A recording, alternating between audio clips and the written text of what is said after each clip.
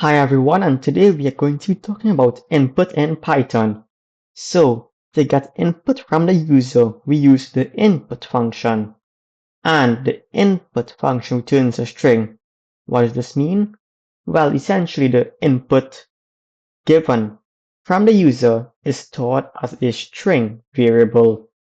And in the future, we will learn how to convert this string into another data type, for example, an integer.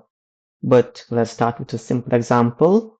So I want to store my input in a variable called name, and this will be the name of my YouTube channel.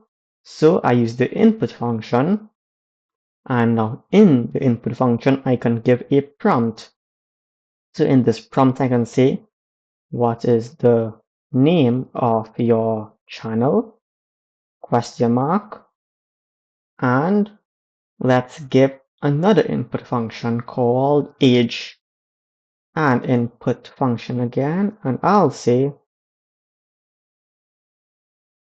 what is the age of your channel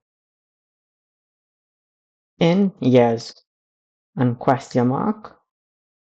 Now I want to also print these two inputs out. So to do this, I will use the print function, and of course print curved brackets, and I will say name.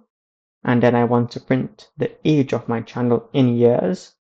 So print age. Now, even though age may seem to be a number, it's actually a data type of string.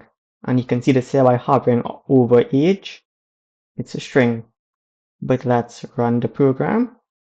And it says, what is the name of your channel? And something important to notice is that this prompt here does not show up. That's because the program is waiting for input from the user. So I'll type in the name of my channel, the physics teacher, and enter. And here we see the second prompt. I left out the N and N. Anyways, what is the age of your channel in years? It's about 1 year old, so I'll type in 1 and press enter. And now, after this, it will move on to these two lines, print name and print age. So what is going to happen here? Well, print name should print the physics teacher. And age will print the number of, well, in this case, a string of 1. So I press enter, and there we go, the physics teacher and 1. And that's our basic introduction to input in Python, and thanks for watching.